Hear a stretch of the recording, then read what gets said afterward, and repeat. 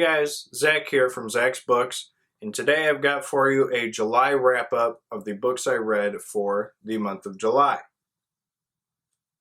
So, I didn't get to as many books as I wanted to this month, but I read some good ones. I read A Mighty Beast, and I'm excited to have finished that one. That took a while, but I'll get into that a little later.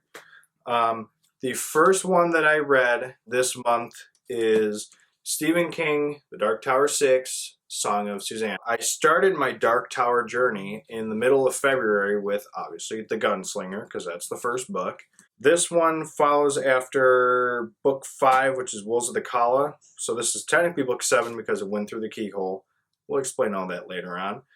But this book, it was good. Where does it rank? It's below Wolves of the Kala, and I would like to say Drawing to the Three and Wastelands, but it's good. I like it. I'm hoping to, in another video, I'm going to have my August TBR, and I'm hoping to finish it in the month of August. My first journey on it. Obviously, I'm going to do rereads eventually, and, you know, I mean, it was a good book. I liked it. I recommend it. Obviously, read the other 6 before this one. Overall, I'd say this is probably my 4th favorite thus far, behind Wastelands, Drawing to the Three, and Wolves of the Kala. But highly recommend. Next on my list was The Stand by Stephen King, the complete and uncut edition. So this has got about 1,200, a little under 1,200 pages in it. It's split, the uncut version, I don't know if the cut version is split into 3 separate books, but this is split into 3 separate books. Captain Trips, which is the disease that goes around. If you don't know about The Stand, it's kind of like the stuff that's going on now with coronavirus, just not as bad. This is worse. Goes around pretty much killing people. It's a disease. I mean, it's a good book. I really enjoyed it.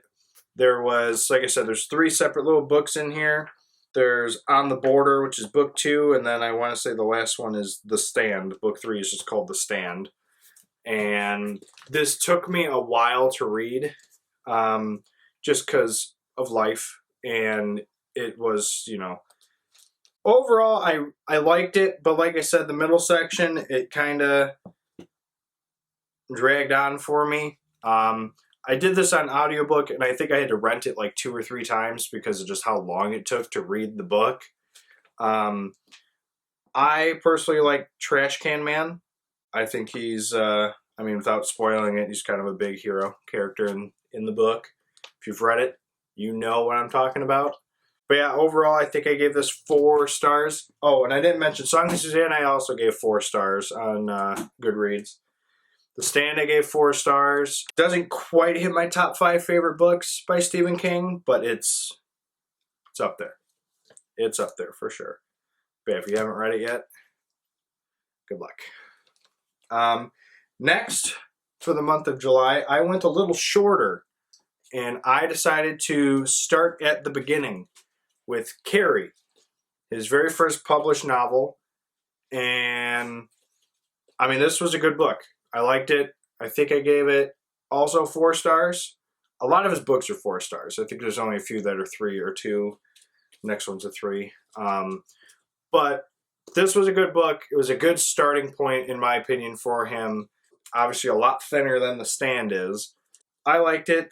It's about a girl with psychokinetic powers, telekinesis. She can light shit on fire. And it's, you know, it's a good book. I liked it. I liked the way it was formatted and laid out. It was fun. It's a good read. I recommend it. In other videos, I'll kind of tell you like where I started with reading Stephen King and, you know, what I've listened to what other people have said, like, hey, start in chronological order or do it this way, do it that way.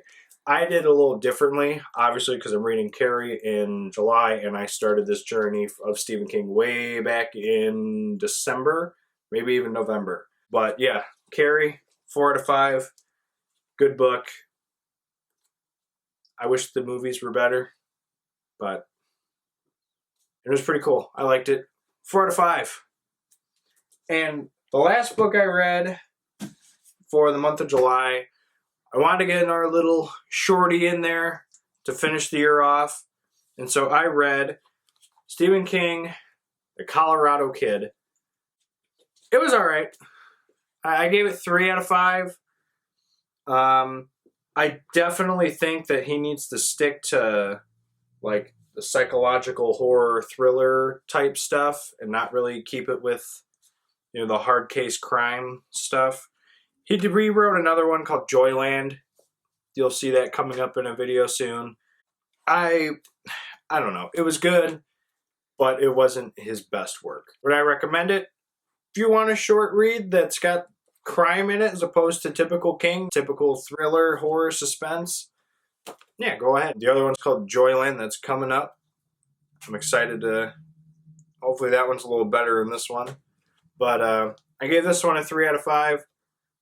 Like I said, it just didn't seem like King to me when I read it. It didn't seem like it was Stephen King. So that was my month of July with my reading. So like I said, the books total wasn't there, but page total is definitely there. Add some beefiness to it, mainly because of this guy. I hope to eventually read the cut version of this. Unfortunately, they don't have it in an audiobook, so I got to read it physically, which isn't a big deal. I can do that. Might take me even longer to do. Do it for the King. So that is my July wrap-up. That is my video. Thank you for sticking around and watching. Make sure you subscribe to my channel and hit that like button down below. What did you read in July? Just let me know. I'm going to show you guys my Stephen King collection soon. As you can see, there's some behind me. There's more than that. Thank you for watching. Have a good day.